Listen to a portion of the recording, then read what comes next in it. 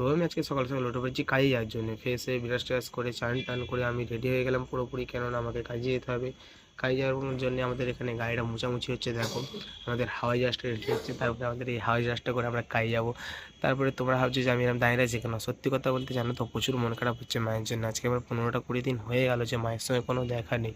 কী করবো, কিছু করার নেই, কাজের জায়গায় এগুলো মানিয়ে গুছিয়ে নিতে হবে, তাই না? তারপর আমরা গাড়ি করে কাজের জায়গায় চলে গেলাম।